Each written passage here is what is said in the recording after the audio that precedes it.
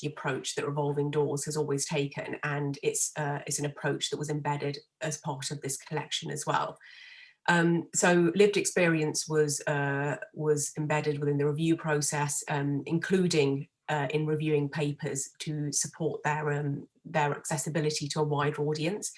And I'd like to pay particular thanks to Sue Wheatcroft, who's joining us today, who served as a lived experience member of the editorial board. So our members were able to learn about the latest research, working with the authors of the collections, and the contributors were able to get their feedback on their arguments and taking recommendations forward as well. So we're joined by two of our contributors, and I'd like to first go to Eleanor Webb, who is from St Andrews Healthcare. Eleanor, could you talk a little bit about your experience of working with our lived experience members? Yeah, of course. So obviously mine and Deborah's essay, we touch upon kind of experiences of trauma, people's needs from this, with a particular emphasis on groups that face marginalisation. So particularly males and people from ethnic minority backgrounds. So I think something which I was quite conscious of, I suppose, when kind of writing this essay was that position I was writing it from, you know, as a white female with kind of different life experiences. So I suppose my perspective from this essay was more of an academic perspective than it was from an experience perspective. So I think actually kind of sort of attending those forums, getting that kind of lived experience reviewer feedback on the essay was absolutely fundamental to the process. It definitely offered a kind of a different angle, and a lot of the points that we kind of ended up putting in the essay were kind of novel ideas that those lived experience members had kind of raised themselves that we hadn't really considered. Thanks, Eleanor. We also have Jaime Diloma Asario Recon from the Banksia Garden Community Services. Jaime, do you want to maybe talk a little bit about your experiences working with our members, building upon what we've just heard from Eleanor? Yes, and good evening from Australia. I also want to make it very, very clear that most people in Australia don't speak like I do. And I'd like to also acknowledge the traditional owners of the land on which I am today, the Wurundjeri people of the Kulin Nation. So I think when it was suggested to me that we would write this collection, I thought it was nonsense because the only things that I have experienced writing are bad poetry and funding submissions. I thought it was not going to happen. However, we wrote this essay, and one of the basis for this essay was my own experiences working in a community center in a place called Broadmeadows for the last 14 years or so. And I have to say that participating in the forum with the lived experience members has been one of the richest parts of my whole experience being part of this essay. And it was also incredibly validating and liberating because I was carrying something that I don't know if I would describe as uncertainty or guilt, given that the stories that I contributed to in this essay were my side of the story as a practitioner in the field. But I was very, very conscious that the people that I was talking about were not there around to be able to give me their side of the story. Those were notes that I took at the time.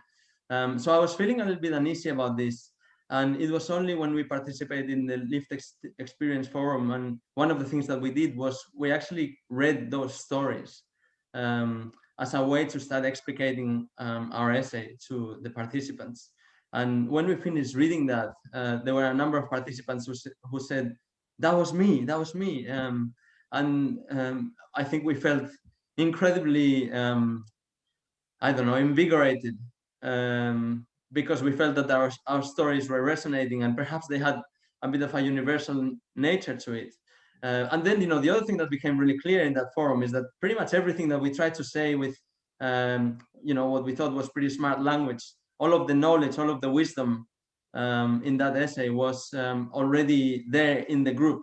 of all the lived experience participants, and we felt that we wanted to do more with groups of people like that. And I wish that this is only the beginning of our collaboration.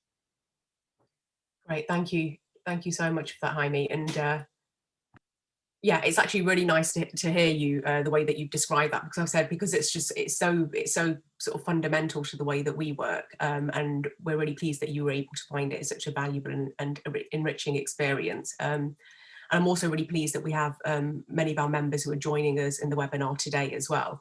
So we hope that that will stimulate some of the Q&A around lived experience involvement.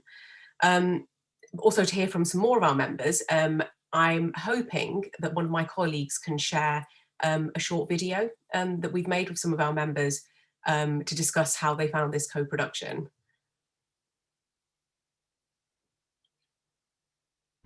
Hi, I'm Jermaine Davis, lived experience team member for Revolving Doors Agency. A few months ago, I was kindly invited to be a guest speaker on a podcast called Knots. During this podcast, I shared my journey from childhood all the way through to current times, and it was very enlightening and empowering to hear people's feedback about my journey. The topics that we covered on the podcast were childhood trauma, poverty, and employment issues, and it was also very refreshing to hear the opinions around these topics from other professionals. Co-production within these sectors, I believe, is very pivotal and very needed. It is necessary. Lived experience and professionals coming together can make a support network a whole lot stronger and more sturdy with the people involved. Not just from bringing lived experience into the equation, also bringing professionals into lived experience as well. So to make the support a lot stronger for people that seek and need the support offered. So I believe that co-production is it's pivotal. It is needed across all sectors of the system, so to speak. When Miranda came to the forum to discuss her work, it really opened our eyes to the fact that we have human rights even as prisoners. When a forum member like myself sees it from the human rights angle, we're reminded of all the unjust things that have happened to us. If we are expected to stop offending, then we need support from the services that are in place to do so. In this new light, we are able to recognise when we're being treated unjustly and stand up for ourselves. If we want to achieve lower offending rates, those needs must be met. In order to recognise and best meet those needs, service providers must collaborate with people with lived experience. What for me is the most important aspect of the report is how academics, practitioners and those with lived experience have not just come together, but also how everyone has learned from each other. There is no one solution to the issues of multiple disadvantages, and it is by the coming together of all stakeholders that not just uncover the ways forward, but also widen the audiences listening. If we want safer communities, we first need communities working together and become stronger communities. Change for the good of all happens when people come together and work together for the good of all. We are definitely stronger together. Collaboration, along with awareness and education, are the keys to unlock the change we not only seek, but also the change we need. With poverty, I think it creates crime. Poverty creates crime. You know, it raises it. It doesn't lower crime. It puts people in a position where their back's against the wall. You know that, you know, they need money to survive, and they know they need money to do things, but they've got none. And, you know, people are kind of, the hands are being forced. Do you know what I mean? If everybody had enough to get through, then I think the crime rates would drop, ridiculously drop. That's from my own personal opinion, you know, from my own personal journey. What I realised is that, you know, I've committed crimes and I've made my mistakes, and it's all been due to the fact that I've not had money in my pocket. Do you know what I mean? I've not had no money.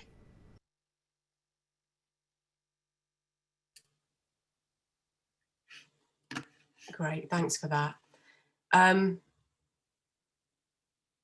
Okay, so I think following that would be a good place to start. So I'd like to begin by introducing our research manager, Dr. Phil Mullen. And Phil has very much been the driving force behind this project and this collection. And he's going to start by chairing the first of the two panels. And the first is on frameworks for understanding and responding to poverty, trauma, and multiple disadvantage. Phil, over to you.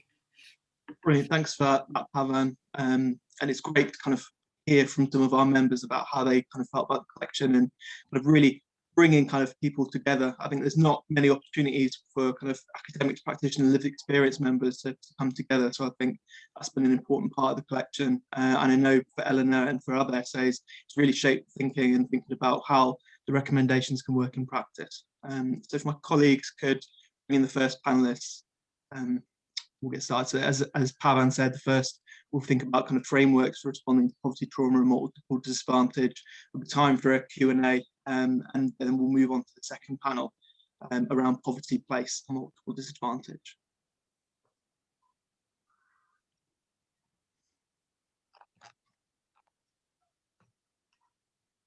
So I'll just do some quick introduction. So joining us today, we have Eleanor Webb from St Andrews Healthcare. We have Professor Antonia Bufolco, who's a professor for lifespan psychology and director for the Centre for Abuse and Trauma Studies at Middlesex University. We also have Miranda Keast, who's an independent researcher who conducted her research with Fulfilling Lives. And we also have, joining us from Scotland, we have Michael Smith, who is the Associate Medical Director for Mental Health and Addiction in Glasgow. And we have Katie Hetherington from Public Health Scotland, who's a childhood adversity lead.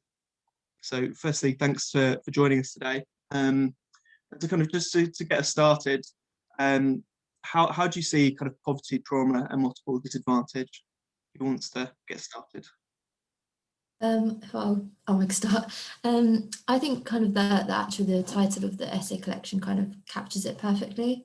You know, in mine and Deborah's essay, we mainly focus on gender as kind of one intersection, which kind of drives a lot of the disadvantages that people face in terms of accessing trauma support. But we also recognise that it is just one factor in this kind of, I suppose, like a complex sum of all these kind of perpetuating and interacting factors. Yeah, I would say that poverty is both the cause and the consequence of childhood trauma. So where you've got poverty, you've got difficult conditions, parents are very stressed. This can feed in to issues around maltreatment of children. But then those children growing up and live in more disadvantaged circumstances and harsher environments, and it leads to stress and poverty later. So it's a sort of factor going both into and out of childhood trauma, I would say. So can I just endorse what the two previous speakers said? I just think so. Coming at this from a health perspective and working in the NHS, it's just it's everyday reality of people seeking help, is that these things are really tightly connected. And I don't think it's not a linear connection, as Antonia just said. It works both ways and in many ways, but there's maybe one aspect of it we haven't touched on, which is I think all of these factors have got the potential to kind of cause a chain reaction of secondary consequences, even if the original problem is removed. And so they're particularly difficult to resolve. And in that way, I think that the knot is a really good metaphor for the way that can bind people together. I think that's a really good point, Michael. It's thinking about how that trauma and that can live with someone into adulthood, even if that kind of events have since passed. And Miranda or Katie, did you want to contribute to that and build on it? I think from a public health perspective, we talk about that kind of life course approach, and I think poverty, trauma, multiple disadvantage takes us, as Michael Marmot often talks about, into the root causes of health inequalities and thinking about the social determinants of health and how all these things are really interacted. So our childhood experiences, our education, the place we live in, the relationships that we have from our early lives can influence and inform how we interact with society as we go through life and as we become parents and as we become part of a community. These early experiences can impact on that. So I think I would echo everything that my fellow panelists have said so far about the interconnectedness of this and trying not to see them through different lenses, I suppose. And I think that's what this essay collection really tries to do so well. Yeah, completely agree with that. And I think that was one of the really valuable things about contributing to this essay collection and to reading everyone else's essays as well, is sort of being able to take a step back, certainly from some of my own experience working in services over many years as a practitioner, can often be sort of just thinking about what some of the immediate situations are that someone is facing. And I think, as Antonia was saying, thinking about cause and consequence and seeing, a kind of entirety of someone's life is really, really important for all of us, really, sort of whether academics or practitioners or policymakers. So The Knot is certainly a very apt title. Yeah, I think thanks for that. That's really helpful. So I'm going to ask a couple of questions about your specific papers, and then we'll kind of summarise by thinking about kind of some of the key takeaways before the Q&A. But Eleanor, I wanted to start with you. So in your paper, you kind of talk about taking an inclusive, gendered approach to trauma-informed care.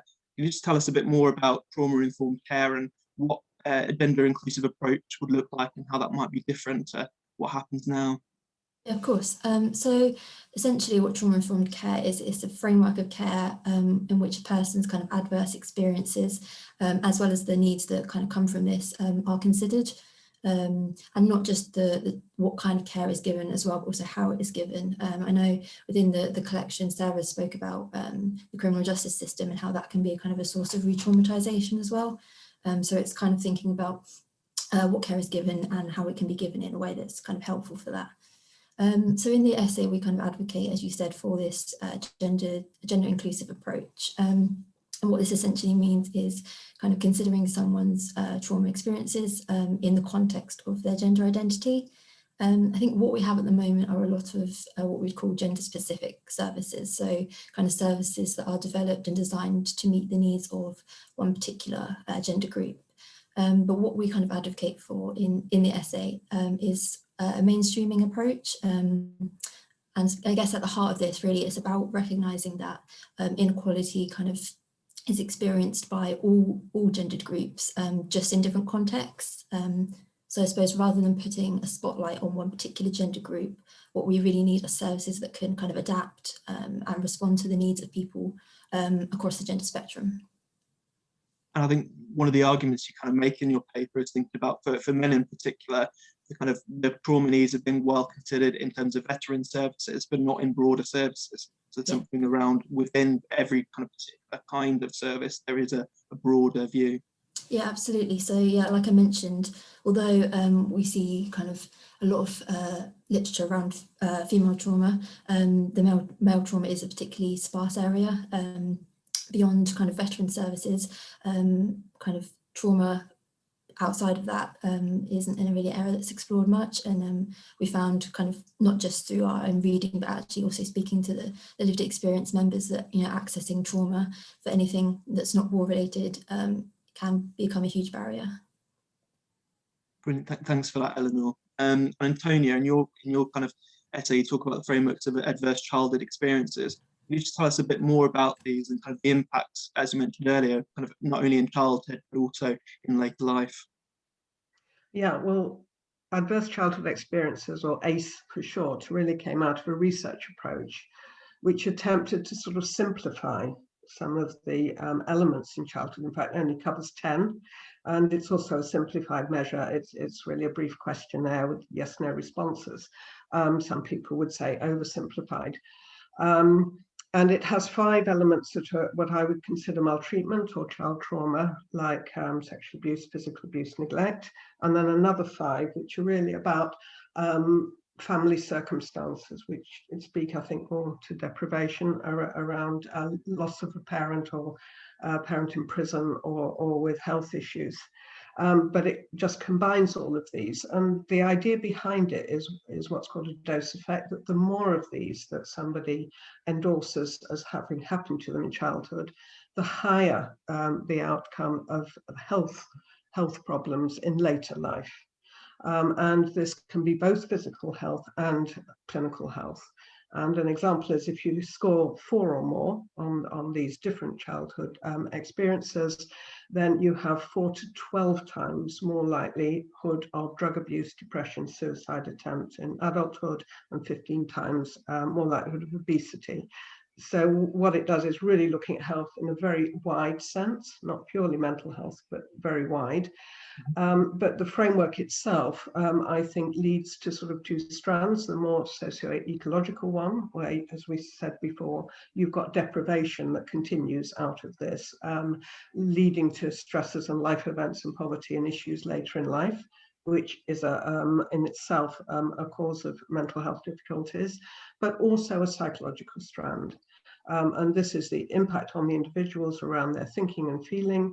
And I favour a sort of attachment framework, which is saying that this causes problems in making relationships later in life. Lifelong can change, but there is some continuity. And there you've got a problem that people don't get the support they need from close relationships, but also have more stresses around relationships that aren't working, including partner violence and other things. Thanks. Yeah, I think it's a really good summary there. And if anyone has any questions for, as we're going through these about the particular papers or the broader themes, please do put them in the Q&A, and we'll kind of we'll go through them as part of the Q&A after we've gone through this panel. So, kind of Michael, Miranda, and Katie, kind of in your essays, you all kind of take a framework of capabilities. And what does can you tell us about what capabilities approach involved and kind of how this differs from approaches that are currently taken? So we start with you, Michael, and then go to the others. Yes, thank you. So from a personal point of view, as a clinician in the NHS, I really, just as Antonio was referring to, just became aware of just how important attachment and childhood adversity is for mental health. And then thinking, well, initially as a health system, and then with Katie and other colleagues in Scotland about a national approach to public mental health, we were trying to move forward from ACEs into how do we actually prevent and respond to ACEs in the community. And some of the advantages of capabilities are really positive. So it's a broader concept than ACEs. It's a bit more holistic, and it emphasizes people's potential. So it's less deficit-based in the way that ACEs are. And from my point of view, I think capabilities help us try to see more of the system and not just the person that's been affected by the problems. And one of the nice aspects about it as well, it also allows for a degree of self-determination about people's own objectives and goals as part of that process. So for me, it's holistic and includes thinking about systems as well as just about individuals. Katie, kind of, do you have anything to add on that? I would add as well around, just as Michael said, that it provides that overarching framework for us to consider what gets in the way of people being able to realise their right to a life of dignity and opportunity. And some of the critique of the original ACE studies, and there has been, as we've raised awareness across Scotland about the adverse childhood experiences research and links with population health, there has been a little bit of critique around some of that research, which has suggested that it is individualistic, that it perhaps points the finger at individuals and their circumstances rather than those wider structural factors that Julian talked about at the start of the webinar. So I think what this tries to do is, as Michael says, frame that in that broader context of rights and social justice, and therefore challenges back to how we as a society are perpetuating and creating adversity in families' lives and children's lives through our criminal justice procedures, how we invest in family support. So that's, I think, what we would hope this would bring. Now, some people may say, well, we've got that through a public health approach, because the public health approach is based on causes of inequality, on rights as well. But I think this provides just another way of looking at it and hopefully for those of us working around children and families, that focus on children's rights and how we enable people to claim and live a life of dignity. And Miranda, to bring you in here, you kind of, in your paper, you think about capabilities and human rights. Can you tell us about why you kind of considered both together? Yeah, absolutely. And sort of following on, I suppose, from a little bit of what Katie was saying, so capabilities approach is not the same as human rights, but they're kind of two things that work quite well together. And I suppose for me, what was just really powerful about thinking about human rights, and just sort of full disclosure, I'm not a lawyer or anything, so hopefully there's no technical legal questions in the Q&A, but I suppose it was the concept of everyone having basic human rights really seemed to me to be a way to sort of take away from some of the deficit kind of approach that we can sometimes have in services and in systems, where it's around, sort of maybe looking at a quite personal, well, what's wrong with you kind of attitude. And I think the concept of everybody having these human rights, it's not about one person deserving one thing, one person not being able to have another.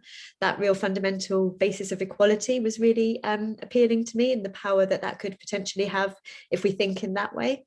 And I'm not looking at the participant list because that makes me nervous, but I know that there will be a lot of people here who are working and upholding human rights. So it's not about saying that people aren't trying to do that already, but I suppose it was around, like I say, what's the power of thinking in that way. And when I was having discussions about my paper with the Lived Experience Forum, we were talking about how sometimes that kind of narrative of human rights, we kind of think of it maybe being applied to people in different countries, people who are experiencing other traumatic things such as war, but sometimes we don't necessarily think of it just about being about absolutely everybody here. So I think that was what led me to go down that route with it as well. Yeah, and kind of supporting people to think differently and what that might mean for the way we provide services. So rather than essentially thinking what's happened to you, how can we do that, thinking about where you would like to be and how we can kind of work towards that. I think there's some really interesting reflections there. I think just before we go into the Q&A, if we kind of go through for about 30 seconds each, saying if there's one kind of key message that you'd like to share from your paper, what would it be? If we start with yourself, Eleanor. I suppose it would be kind of whilst gender mainstreaming is, I suppose, a top-down process requiring huge cultural shifts. I'd say it's not solely the responsibility of policymakers, service providers. So I guess I would encourage people working within organisations, services, to think about ways that they can kind of embed that kind of approach. Just for an example, in our essay, we speak about embedding that in research. So rather than analysing your findings across the whole sample, considering how the findings relate to different kind of intersections and identities within that population. So yeah, I think mainly just encouraging people to consider where their role in it would be. Brilliant. And Antonia? Yes, I think one of the issues I'd like to emphasise is the voice of the person who's had the lived experience of abuse. And for me as a researcher, this has come down to doing much more intensive work around assessment, so interviewing people to find out what happened to them. And then you hear the complexity of how things link together and the sense that people make of it. And of course, one of my critiques of the ACE questionnaire is it's a list of 10 things. Yes, no answers. It explained what was happening for that person in that context. The not we talked about, but as you hear the narrative, it becomes easier to understand, I think. That's a really important point, that we need to look at these wider factors, but to do that, we need to build relationships and spend time with people. And sometimes that can be missing if there is so many kind of people to see. So it's still a bit important to bear in mind. And Michael? Yeah, thank you. I think a key thing for me is just realizing or sharing the knowledge that injustice harms mental health directly. It's a direct cause of harm. And therefore, if from a public health perspective, we need to address that, then I think we've got a lot to learn from other campaigns and movements like feminism or anti-racism campaigns about how we would actually do that. And as everybody said already, key to that is participation, I think, from everybody. And Katie? I think I'm just reminded of Pavan's quote at the start. I think we're all much more aware of public health today than we probably were 18 months ago. And we're focusing around the infection control aspects of public health, but I think, you know, there is the opportunity now to take that broader view of what we need to do as we rebuild following the pandemic. And I think the message I hope that we can get across from the contribution that Michael and I's essay has is avoiding that either or. It's all about poverty or it's all about individual experiences. I think we want to leave a message that it's about both.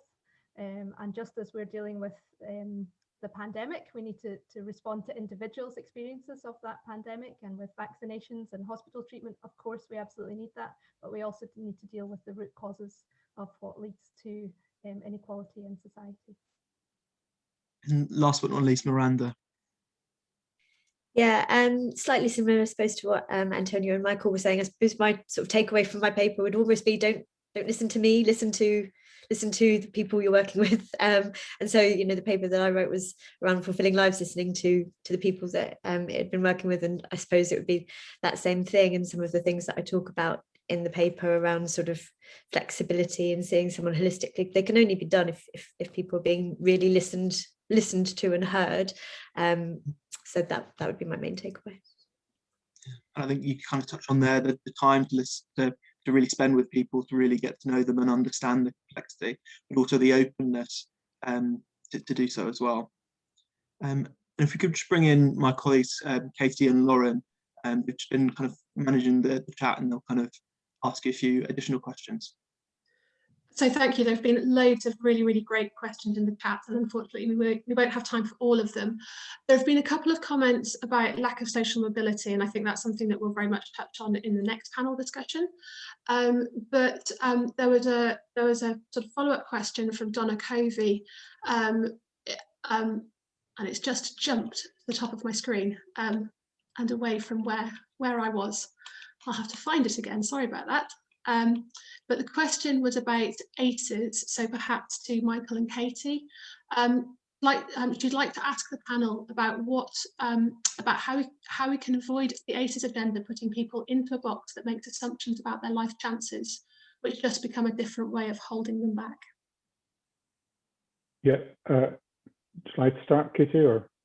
Please do. I think it's a risk, and that's one of the issues that Katie mentioned that we've identified in the paper. One of the critiques is that there's a risk that ACEs become a bit deterministic, and I think that could potentially carry its own stigma. So that's partly why we're trying to expand the concept a little bit beyond ACEs, and not least ACEs get a lot of attention, but actually the importance of a supportive relationship maybe gets a little bit less attention. So it's just really about taking a holistic approach and not falling into that deterministic trap.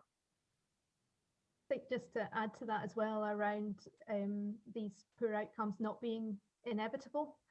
So we're looking at population studies and we're looking at the risk factors which put populations at increased risk, but that does not mean that an individual will necessarily experience those outcomes. And as Michael says, all the important protective factors that are so important in children and people's lives, we need to acknowledge and make sure we're talking about those as well. I think what we've done certainly in Scotland is draw attention to the ACE research and to try and get that into public discourse and politicians' language and policymakers as well.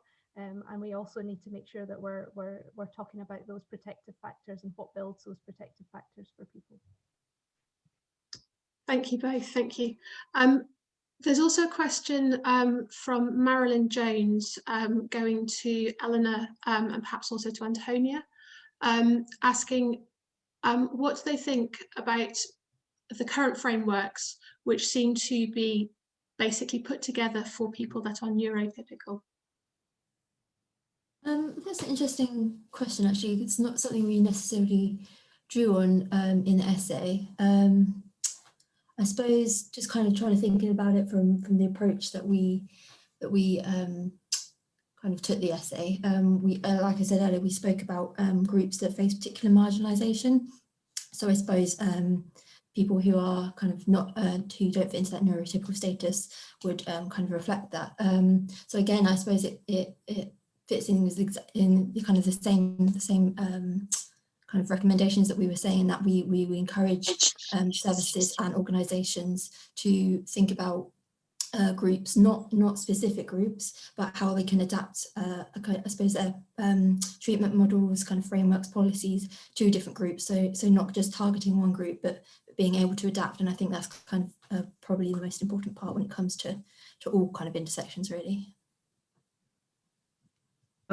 Yes, not much to add there. I think, again, it comes back to oversimplifying, having a list of things and suggesting that it affects all people the same. It really doesn't. And how people experience the different things, adverse things that happens to them, will depend on lots and lots of features. So I don't have any expertise in this particularly, but it does speak to a whole issue of different individuals in the same situation can respond differently. So we need to kind of understand what it's like for them individually, as well as has been said around structures of particular groups. Thank you both. I'm very conscious of time. I don't know, Lauren, is there any question that struck you that we just add one final question to this panel? Yeah, I can't remember who asked it, so apologies, but someone just asked whether the authors had faced any kind of systematic resistance, I suppose, to the approaches that you've taken, or not, and I thought that was quite interesting. I think that's a really interesting question. Actually, I've sort of just unmuted myself. I'm not sure I have an answer. But I think some of the examples in my paper are around sort of how systems aren't always designed to be. The things that we're talking about are sort of listening, flexible, and to create a system, it's often about exactly the opposite of what Antonia was just saying. You know, it's about sort of grouping and having policies that don't always move, because, you know, as human beings, sometimes we find comfort and certainty in really clear guidelines and step by step, here's what to do in this. And actually, I think some of what we're talking about is that doesn't always work for people, because people are so different, and some of that resistance that systems can have to that flex can actually be quite harmful for the people that they're trying to support, you know, with the best will in the world.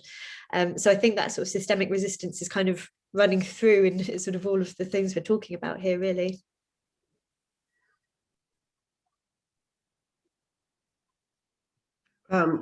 Just to add to that, I mean, this is a purely personal thing from being an academic, but there's tremendous resistance in research to measuring things properly. So if you've got a short list or a question, were you abused or not, that's considered sufficient. And it's just nonsense. You know, you need to spend time with people to really get an account of what happened to them and the complexity in order to do any research question justice. And it's because our models have got more complex, the measurement has got more minimal. And I think that's a real shame. I think we lose a lot if we're not collecting really good information about people. I maybe disagree with those previous comments. I think there is significant resistance, and it's partly from professionals, because people have existing frameworks and models for understanding what's happening, and it's just natural that there's a kind of inertia about rethinking that or reframing that in a different way. So that's quite a kind of human characteristic. I think there's another one, which is, and again, I'm just going to point the finger at all of us as professionals, that actually we are all implicated in the systems that are creating these kinds of injustice. And I think there's a kind of real unwillingness to acknowledge our responsibility for the systems that we work in. Even if we're not directly seeking to cause harm, we are nonetheless part of that infrastructure. And I think that is a difficult thing to change. Thank you all so much. That feels like a really good question to end on, a really good place to finish this panel discussion. So I will hand back over to Phil, and then also our colleagues to bring in the participants for the next panel. So yeah, thanks Eleanor, Antonia, Michael, Katie and Miranda. We're going to kind of start on the next panel. So if you just bear with us for a minute or so just while we bring those in. But I think kind of the message from me that kind of stands out from that discussion is to really involve kind of people with lived experience can be quite a cultural shift, kind of recognizing that it's more more than bringing one person into a board, kind of discuss decisions about kind of changing that culture, thinking about commissioning and kind of people working really closely with people. So it's kind of about recognizing that. So kind of for this next panel, we're going to be thinking about poverty, place and multiple disadvantage. And so joining me from Australia, and special thanks for joining us when it's quite late in the evening in Australia. We've got Diana, who's a senior lecturer in criminology from the University of Melbourne. We've got Jaime de Loma Osorio Ricon, who's the Deputy CEO of Banksia Garden Community Services. And we have Dr. Eric Domers, who's the Principal Research Fellow of the Brotherhood of St. Lawrence. And joining us a bit closer close to home is Tracy Childrick, Professor of Inequalities at Newcastle University. So to kind of get started, Diana and Jaime, in your essay, you talk about how systemic inequalities, interactions, multiply multiple disadvantage. What do you mean by these terms, and kind of how do you see them interacting together? Thanks, Phil. I might start that one off and let Jaime talk a little bit later. First, I'd like to acknowledge that as you said, I'm in Australia. It's Thursday evening here, late in the night. I'm on Aboriginal land. I'd like to acknowledge that I'm on the country of the Boonwurrung people of the Kulin Nation, and to pay respect to elders past and present and all elders who may be listening to us, and acknowledge my dear colleagues and Professor Childrick as well as Revolving Doors and everybody here.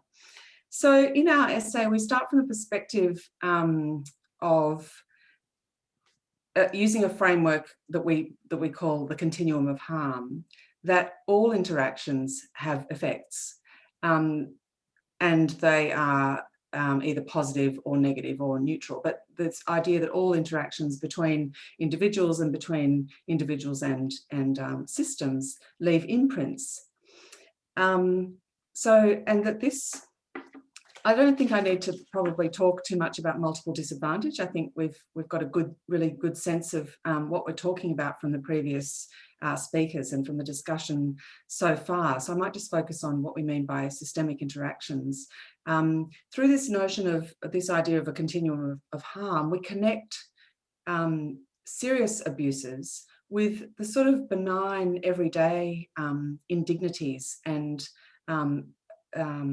insults and assaults that can happen in just very unmeaning ways, but that can still leave imprints on and have effects on people, and therefore can compound the earlier imprints that can be left from experiences of growing up amid multiple disadvantage. So for children, for example, we focus on children and families, but for children growing up in conditions where life is tough and things make it really difficult to thrive and flourish, and where violence and conflict and neglect are everyday realities, and those things shape how people act and behave and react to the world around them, then they also affect the interactions that other people have with them.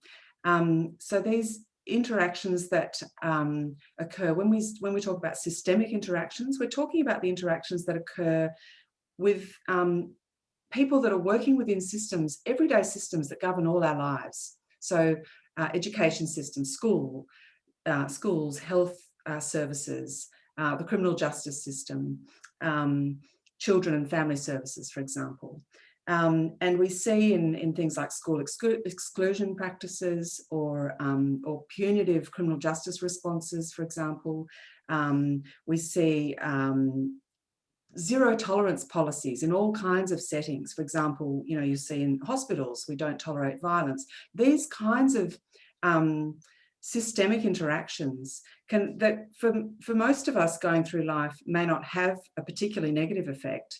If we're already suffering or living in a way that means everyday life can be a matter of survival rather than thriving, then those things that add just another sort of indignity or another form of exclusion or another closed door can actually compound those existing imprints and have effects that add layers of harm to people's lives. And that's the way we talk about systemic interactions as having the capacity to multiply or entrench or increase multiple disadvantage. And Jaime, just to bring, you kind of start the paper with Sally's story. I think to kind of bring some of the points that Diana just mentioned there, I don't know if you kind of want to tell us a bit more about that story and how it kind of illustrates what Diana's just said. So you're on mute, Jaime. Yes, we should know better by now after so many months of Zoom meetings. But anyway, so yeah, Sally's story is again an interesting one, and seemingly one could think that that could be quite a neutral interaction. But this is a lady with 5 children who walks into the health center with the help of her worker, who had spent quite a bit of time trying to encourage her to seek some mental health services. So she goes to the GP in order to get a referral to a mental health practitioner, and the GP says to her, "How can I help you today?" And she says, "I am fucked in the head." And then the doctor proceeds to invoke their zero tolerance policy, and as a result of that, she's not able to finish the appointment. She doesn't get the referral. She feels completely ashamed of about what has happened. As a result of that, we speculate that that is also going to have effects about access to health for her and for her children in the future. And again, a seemingly neutral interaction can have pretty devastating consequences. And Eric, I don't know if you've got anything to add.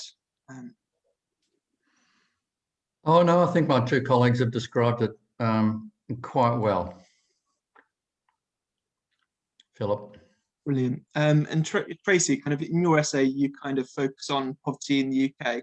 Can you tell us more about how you define poverty and kind of what are the main drivers of poverty in the UK? Thanks, Phil. Yeah, I mean, poverty is, and Diana touched on it there, I think she described it really well, trying to survive. And poverty really impacts every single aspect of people's lives. So not being able to meet those very basic needs, day-to-day needs, essential needs. And somebody mentioned in the previous panel, I think it was, that the issues are compounded and they're cumulative. So one problem leads to another problem, leads to another problem. In terms of the drivers or the causes, there are 2 main causes of poverty in the UK. One, inadequate out of work benefits. So when people need to be supported, they can't support themselves through paid employment.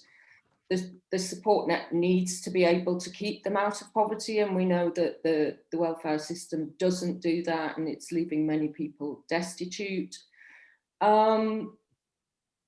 Probably the important thing to think about is the nature of the labour market. We know that the vast majority of children living in poverty are living in households where somebody's in paid employment. So the nature of work is really at the heart of the debate around poverty for me. What sort of jobs are people getting, and why do they not take them away from poverty, either for long enough or far enough to make a real difference to their lives?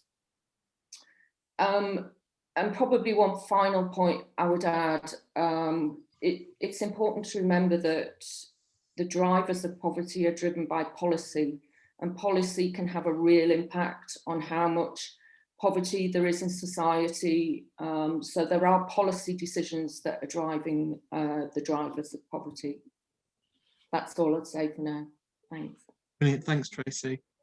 And so kind of to the panel overall, kind of how do you feel that place interacts with poverty and multiple disadvantage? Oh, well, I might jump in here, Philip. We'll talk a little bit about the particular area that we work in, that Jaime and I work in, the Redlands area. We've called it, it's obviously a fictional name. And it's clear that high poverty, high disadvantage areas clearly create and embed these complex causal interactions or connections that Michael and Julian discussed earlier. I think it's also a little bit more complex than that sometimes. So I've worked in a number of suburbs across Australia over the years that are highly disadvantaged, have a long history of disadvantage. And typically they attract lots of services, government services, new projects, place-based initiatives, as well as lots of NGOs who find a place in those areas because they're needed. And as a result of those services that are available, they also attract a lot of clients. So a lot of people who are experiencing multiple disadvantage, complex needs tend to move to those areas. And so they become very, very large areas, and a whole range of other issues emerge from that as well, including crime. So some of those people who move to those areas or want to stay in those areas do so because the services are available and do actually manage to take advantage of the services and use the time there to recuperate, recover and move forward. But of course, many don't. Many get stuck in the trap of complex poverty, complex health needs, and so on. So it is a little bit more complex than it sounds at first. But just in terms of the Redlands, this fictional Redlands area, one of the things that I just quickly wanted to touch on was a tool that's used in Australia, which is called the Australian Early Development Index. And it's a measure of a child's readiness for school. And the data is collected every 2 years right across Australia with very high uptake rates in the high 90s. And so the data has been collected for about 15 years. It's very accurate. It's based on the Canadian Early Development Index. And so you can also measure relative performance of various suburbs. And it's intriguing that the lowest SES, highest disadvantaged suburbs also perform worst on school vulnerability or risk of dropping out at school. And even at age 5.5, which is when this data is collected every couple of years, the Redlands area scores 2 to 3 times as badly as any other suburb on the risk and vulnerability categories. It's also therefore not surprising that domestic violence in the Redlands area is 50 or 48% higher than it is in Greater Melbourne. And a couple of our colleagues spoke earlier about the importance of trauma. So the risk and experience of trauma is also very high in those suburbs. And it's those sorts of complexities and those interactions when people experience trauma, experience poverty, and then come into contact with systems that determine how well they will perform. And I think that's primarily what our argument is about, that it's the quality of the services, how trauma sensitive they are, that enables people to grab those opportunities or develop those capabilities that a couple of people spoke about earlier, or not. And I think that touches on kind of what Jaime and Diana was talking about earlier, thinking about it's not just about the availability of services, but are they delivered in sensitive ways? Do they recognise people's trauma the way they might speak or explain their problem? And do they kind of entrench that, or do they do something radically quite different, working with people with lived experience to deliver and design those services? I don't know, Diana and Jaime, if you've got any quick thoughts around building on what Eric said. I mean, I have a quick thought, which also relates to the previous panel discussion, and it's simply that, you know, we tend to think, oh, is the ACE framework a good framework to look at this? Is it patronizing? And I think, you know, it also depends also on our way to understand trauma and the impacts that it has. And, you know, we also need to start understanding trauma and the impact that it has. You know, there's lots of survival adaptations that actually allow people to survive. And they create resilience, and they create strength, and they create capabilities that quite often we're unable to see. And I think that's also, you know, what that trauma-sensitive approach needs to be able to recognize the strengths of all of those people who are incredibly resilient, and they have been able to survive. But sometimes, again, it just depends on what environment you put them in. You know, are they going to be able to thrive in that environment? So I think that's also something that we need to consider. It's just not just the approach that we use, but also, you know, how we look at it. Because there's actually quite a lot of papers. Samson and Teicher, they wrote a paper in 2016 looking at the neurobiological effects of trauma, and they basically they have this dual view of trauma as adaptations for survival, and also obviously creating also a series of deficits as well in emotional regulation, ability to build relationships, all of those things. I would just add to what my colleagues have just said, that in terms of place, as well as we've been talking about people and people in places, but places develop their own identity, and stories of deficit and shame attached to places, and people growing up in those places absorb those stories and take them on as part of their identity because that's the place they're from. So I think stigma, shame, and people's view of places and people who come from particular places have these kind of ripple effects too that we also need to take account of. And in our paper, we try and sort of look at it from different scales. So, you know, by zooming out and looking at place, as well as zooming in on interpersonal and other forms of interaction. But I think that's a really important thing to understand, that deficit kind of narrative gets embedded in places. And I think, Tracy, that kind of touches on kind of shame being kind of discussed in your paper, thinking about these kind of wider, kind of popular and particularly political narratives, thinking about kind of the shame of claiming benefits, for example. Can you? I don't know if you want to touch on shame and the role it plays in facing poverty. Yeah, I suppose one thing we don't talk about very often is the strengths of deprived neighbourhoods, because we are often talking about the challenges or the difficulties.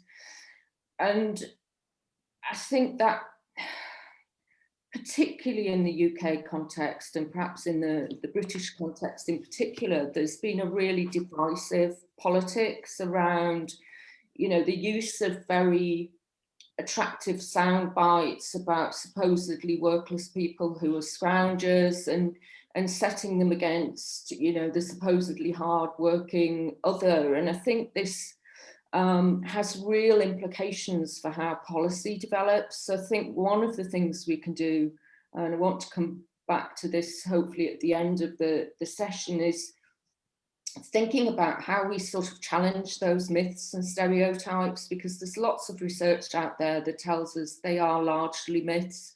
So I think trying to kind of shift the debate, going back to the drivers of poverty, what they actually are, and being very clear about what the drivers are, which can then kind of lead us into those more policy-focused conversations about what we might do.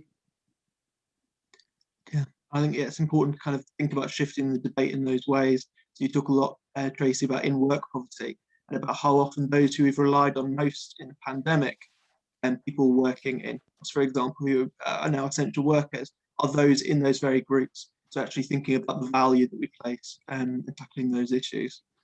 Yeah, can I just wanted to come back on that very briefly, Phil, if it's all right. So I suppose one of the questions is, and I think somebody raised it in the questions in the previous panel, around social mobility, which is really important. But, you know, if people are going to move up, and there is a real question about how people might move through the labour market and progress in the labour market if they so choose to. But those jobs at the bottom that get paid very little, are often very insecure, are some of the most important jobs in our society. And I think the pandemic has kind of brought that home. But, you know, it's always been the case that the jobs that keep society functioning and that we're able to go about our kind of daily lives are the ones that we don't value. So I think we have to ask those questions. What sort of a society do we want? And how do we want to reward and value all jobs across society, rather than just focusing on that moving upwards, which is one part of the jigsaw? Thanks for that, Tracy. And just because I'm conscious of time, although the conversation can continue elsewhere, and particularly on Twitter, using the hashtag #KnowYourNots. But I was wondering if we could just end before we come into the Q&A, thinking about kind of for about 30 seconds, kind of what is the kind of key message that you want people to take away from your essay. So we start with yourself, Diana. If I'm happy to sum up for the three of us if we want to do that.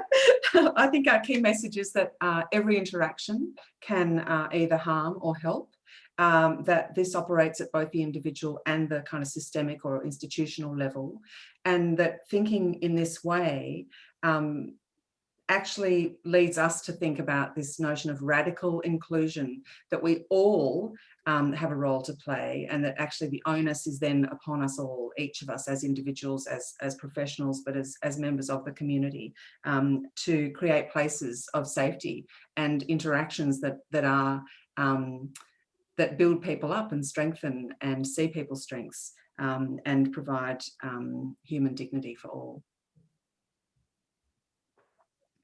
And Tracy, what would be your key message?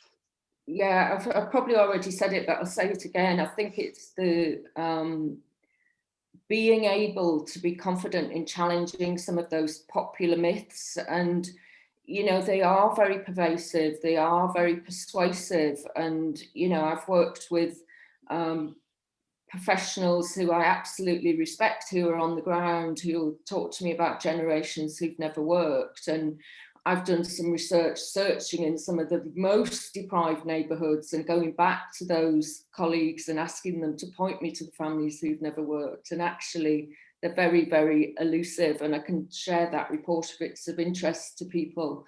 But I think it's about just having that confidence to use research, even just in our everyday lives, to be able to say, actually, that's not quite correct, and then start to unpick some of those myths and move towards the real causes.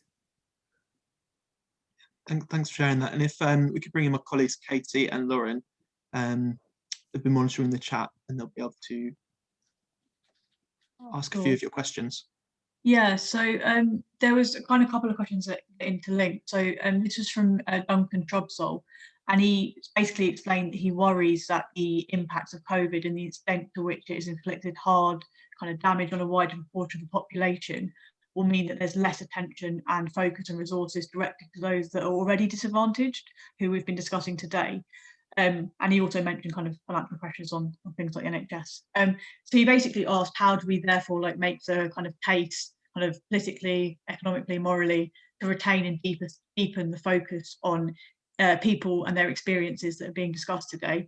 And there was a linked point from Richard Cunningham, who spoke about population studies and asked, thinking about the census coming up, whether we can do more to kind of advocate for multiple disadvantage, poverty, and trauma to be identified in that. So I don't know if anyone has got any thoughts on those things. Can I come in, Phil? Yeah, I suppose, I mean, in my kind of optimistic moments, I think because more people are being impacted by poverty and they're finding they're having to engage with the out of work benefit system, which is completely unfit for purpose. And, you know, many the people who use it tell us very clearly what's wrong with it and all of the things that are going wrong and repeatedly go wrong and have got worse over recent times.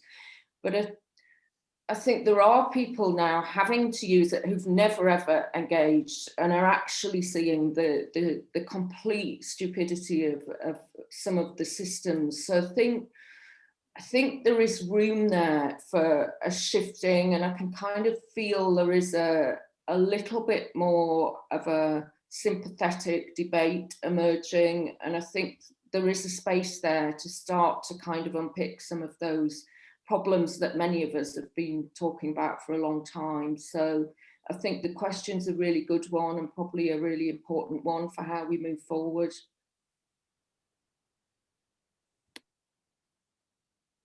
I would add just that there are so many strong parallels across the globe. So in Australia, we can really have the same, say exactly the same things.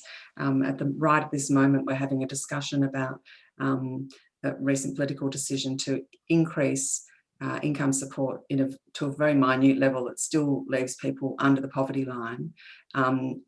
Just, on the heels of a period of several months last year when we raised support, we housed homeless, we did all these things that had never been possible before, that suddenly were possible, and now it's grinding back and people are thinking, no, actually, our tolerance for these changes is not the same as it was, and we expect more. And we socialize the private health network of the country. Mm. And I don't think anyone was missing it particularly.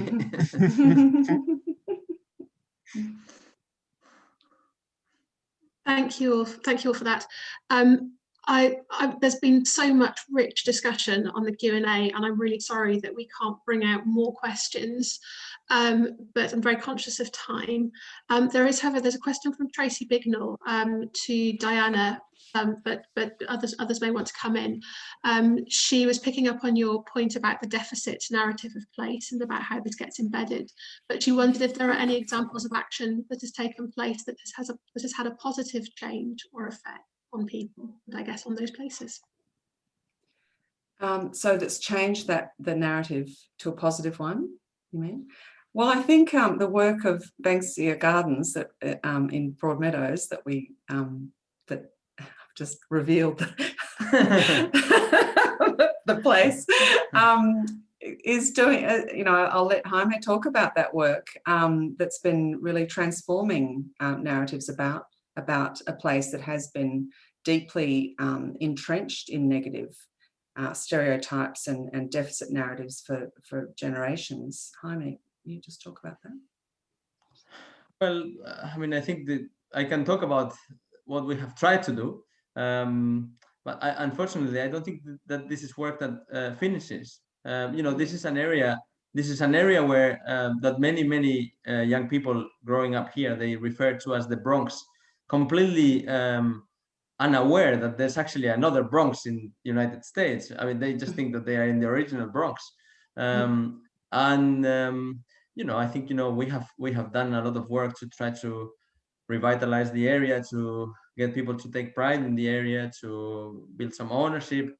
I think we need to go back to, I think, Pavan's point about the need for a certain revolution, because without wider civic engagement and those necessary transformations, I think what we do is patchwork, and patchwork can have relative impact on a small number of people, but we're not going to see the sort of transformation that places like this really require.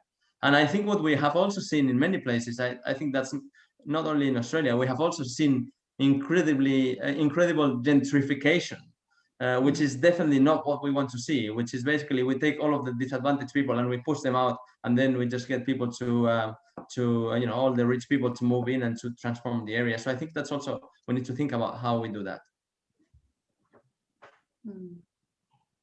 Thank you. Thank you very much. Sorry. I was just going to say thank you for the question. It's nice to finish on although Jaime finished on it's not such a positive. I think there are always incredible stories of young people being supported to take leadership roles in their community that are incredibly hopeful, that do that transformative work and shift that sense of shame into pride. And so there are those stories, which is incredibly heartening. Philip, if I could just mention the capabilities work, I think offers certainly one way forward, and strengths-based approaches have been part of certainly care services now for a good decade. But we've also recently imported something from the UK, which is Falconer's advantage thinking approach. And certainly there's a lot of effort being put into thinking about how new approaches that are proactive, that focus on young people's abilities and opportunities, and how we can build social capital around those, bonding, linking, bridging capital to assist them to move into a whole range of new areas. There's a lot of work and experimentation and innovation being done in that space. Great, thank you so much, Eric, and thank you to the whole panel. And we'll hand back over now to Pav for the final session. Okay, great. Thanks so much, Katie. These have been really fascinating discussions, and I feel like we need like a whole afternoon to even start to touch the surface on getting into the detail of them. But I know I'm very conscious, obviously, of time, and we do need to start bringing things to a close. But I'm going to Tracy, you've already touched upon this in your previous comments, but thinking about the sort of future direction of travel, I think you're right in that what COVID is doing is, and the pandemic response is presenting us with an opportunity to ask some of those harder questions, only because such huge swathes of the population have been affected, and with the particular acute focus on those people from more disadvantaged backgrounds and also from minority ethnic communities. But could you maybe sort of build upon that slightly, Tracy, in terms of where you think that we can move forward with this new focus? Yeah, thanks. I mean, it's really interesting, and you know, it almost feels like we need to think about the different levels of work where we can have influence.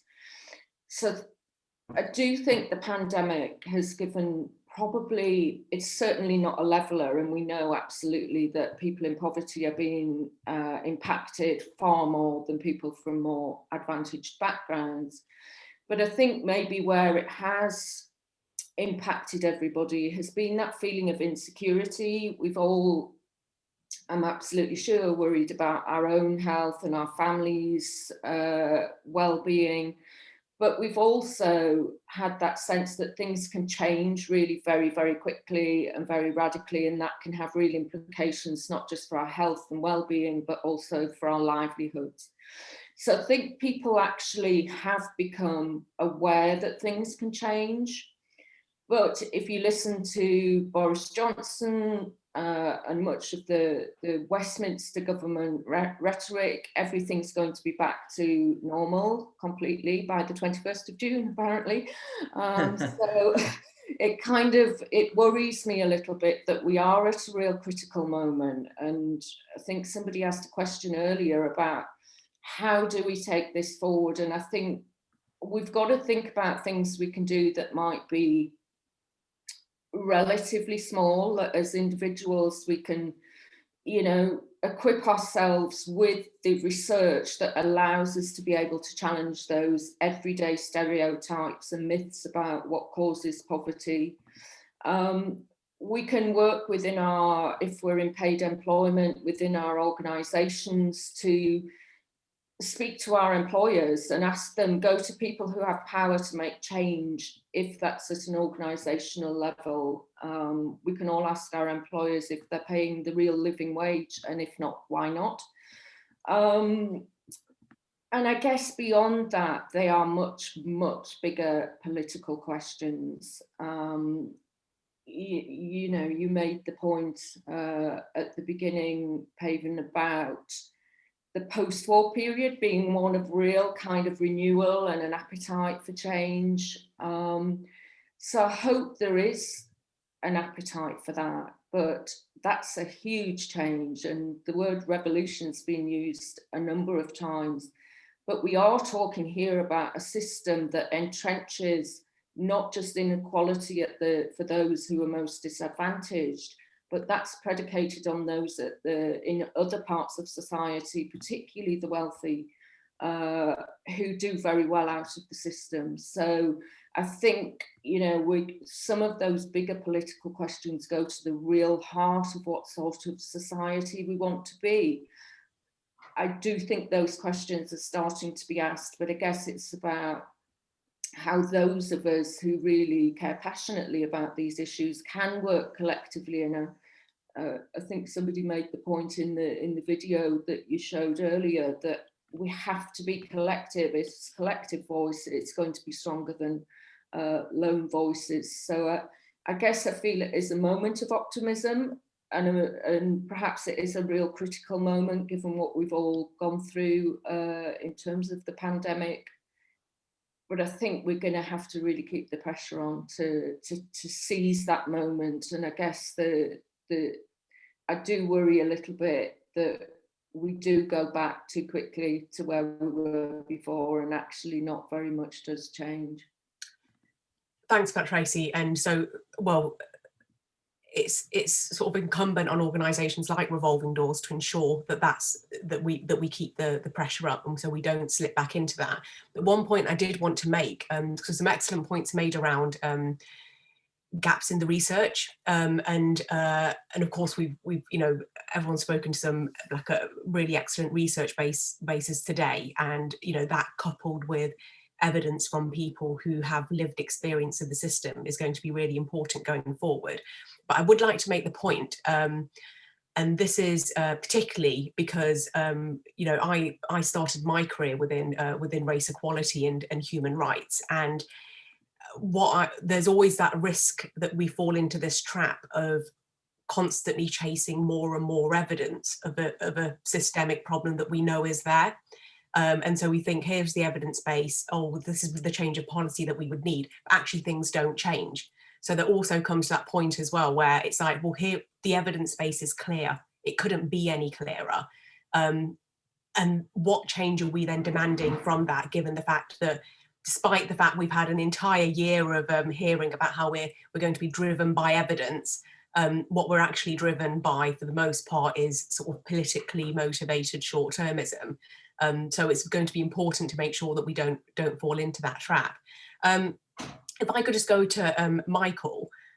Michael made a really excellent point earlier about how our current models and systems sort of entrench and perpetuate the inequalities, and there is a danger that all of us, like, we suffer from this inertia of not wanting to or finding it's maybe too intractable to change existing frameworks and systems. Michael, where do you see the direction of travel in terms of building upon this work? Yeah, these are really good points, and I certainly agree with Tracy. I think we're in a crisis, and a crisis opens up opportunities. I'm not sure I feel optimistic about it, actually. I think, so that clearly with COVID, post-COVID, there's the potential for a revolution. I think there should be one, but there's also this huge magnet trying to draw things just back exactly as they were before. And I think what Tracy said about that, the kind of the shame, the stigma, and the stereotypes of people in place are a very strong kind of break on actual change. So I'm kind of worried about it, and I think part of it is it's actually getting the message out, which is quite, you know, this report is really helpful, but it's a difficult case to make. So in Scotland, we've been tracking mental health and well-being during COVID and after. And like almost everything with COVID, it kind of shines a light on things in a slightly different perspective. So clearly, people who are living in poverty are particularly affected by COVID, and also men, and there's also a gender difference there as well. But it's not as marked as we've seen before. And post-COVID, what's really, the people who are most suffering in terms of mental health in Scotland, at least, are young people, people from a Black minority ethnic background, and people with a pre-existing mental health problems. And I think, to me, that is a challenge, obviously, to all of us in academia or in service provision, to really think about what's causing that. Why is this profile a little bit different this time? What's the learning, and how do we make the change? Where we will fail is if we go back to old habits of victim blaming. And I think this is a moment where really we have to self-reflect, those of us who are in the system, and to think about the changes that the system needs to make. And I think the thing, and I'm speaking, you know, as a manager in the health service, we find it very difficult to take risks, to share power, to give control back to people, but that's exactly what we have to do. So I think if there's one thing I think that would help us to make a positive change, it would really be participation in the decisions. And unfortunately, we find that difficult. Thanks for that, Michael. And on that point around participation, Sue, would you like to offer some of your reflections in terms of being involved in this process and what we hope is going to be a much wider project? Yeah, I've been making notes throughout the webinar so that I didn't repeat anything. And I think other people with lived experience in the video or the audio spoke eloquently about why we should be involved. And I think that audio was very powerful. And to be listened to as a person with lived experience of the criminal justice system, especially to be listened to is major, because we're not used to it, basically. But my concern is how to persuade organisations to practice co-production rather than consultation, because I'm involved in my home county quite a lot, and trying to get them to introduce co-production rather than tick boxing exercises it's really difficult. And as Phil mentioned, it's going to take a really big change in culture to get there, I think, within organisations dealing with people with multiple advantages. Statutory services, for example, are worried about financial consequences and the loss of power, or giving power to the wrong people, as they say. But I think this collection and this webinar is, I'm hoping it's the beginning of something. And I think that the podcasts will complement it. So if you watch the podcast, it was really interesting to see that the one I did with Michael, Miranda and Antonia, we were largely on the same page. I think we didn't really disagree with anything. And if I can just finish with a few things that we agreed on that we think should happen to move forward. An end to the stigma surrounding those with multiple disadvantage, and it's not just within services but also within the general public.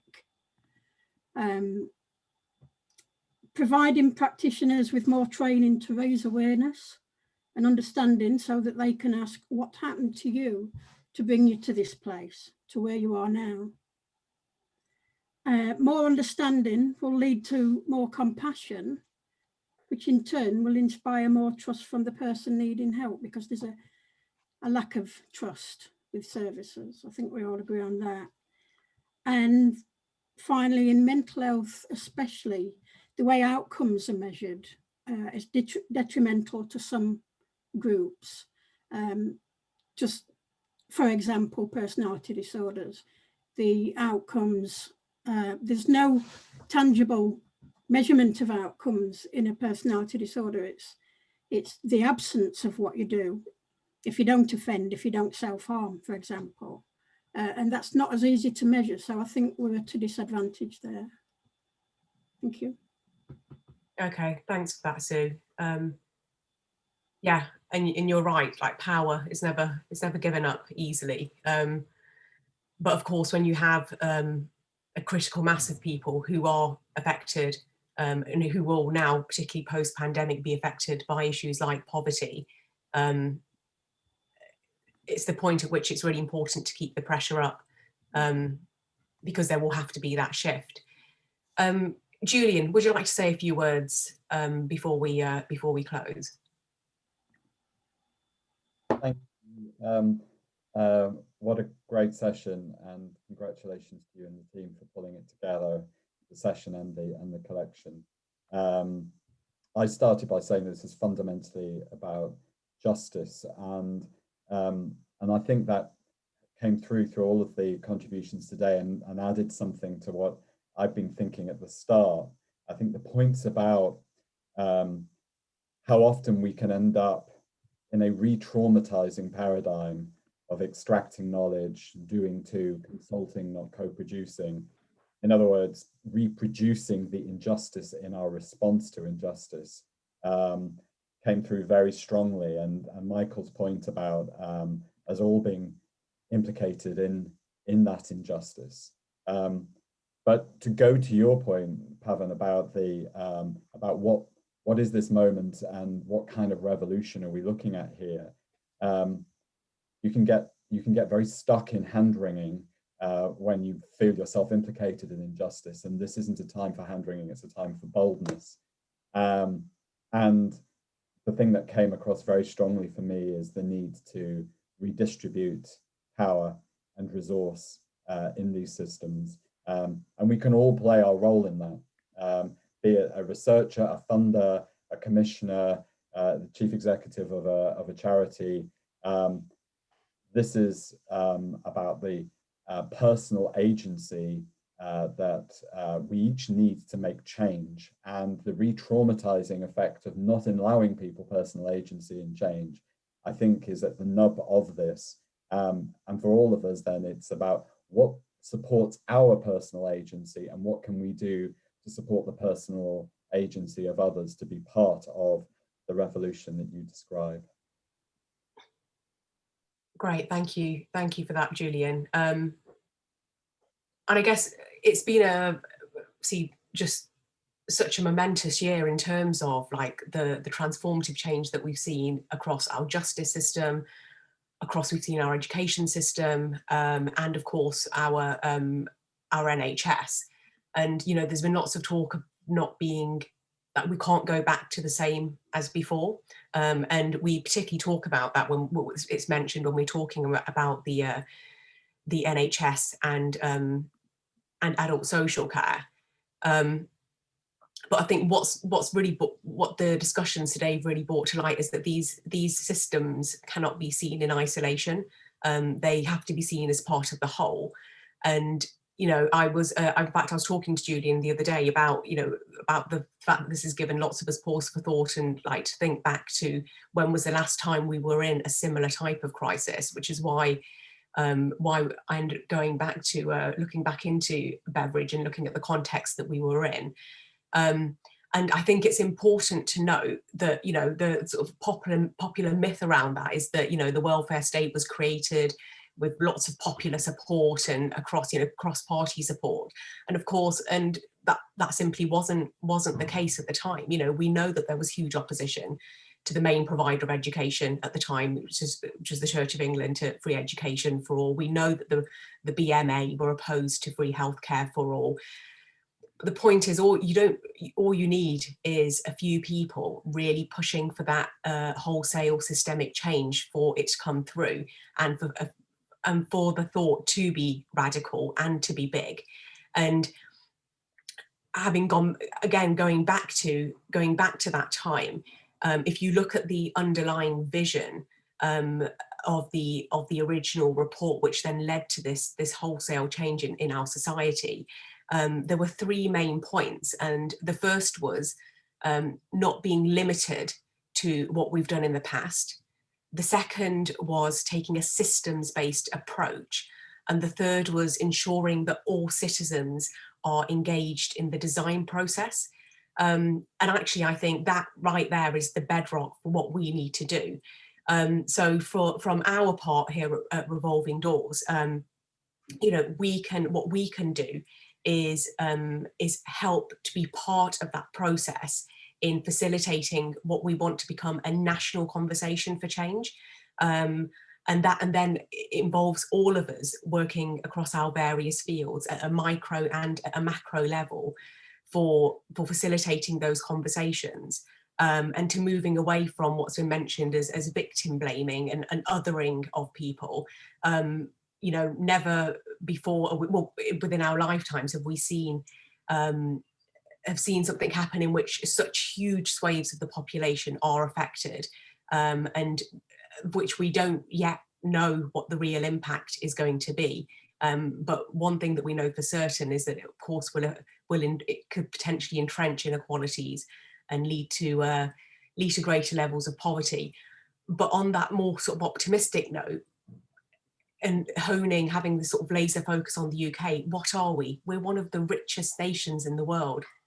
You know, we started the whole premise of this series of looking at these issues as being a knot, which of course can seem quite intractable, but actually, if we do come together and if we see this as a movement from our sector and from the various agencies involved, then we can actually start thinking about what is it that we want as a system. Why is it that these problems have got worse over time, and largely haven't got any better?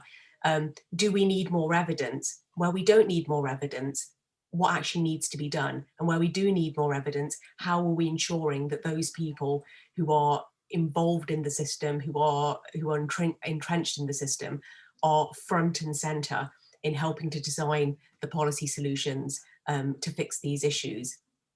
So I'm conscious that we're massively over time, so I apologise for that, but I hope that you'll agree that the discussions have been worth it, and it feels like we've thrown the first sort of pebbles, which we hope will cause like greater ripples in sort of expediting and forming these newer conversations and influencing people from the top of the ladder right down to everybody, all of those who've got lived experience, all of those people who are working within the system.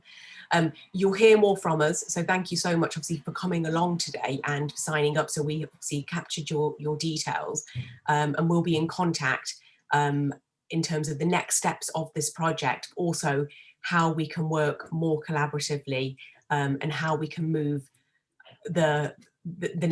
this work forward. So this is very much a live report, a live project, not just something that catches dust on a shelf somewhere, but we actually move forward with this, and it's the beginning of change.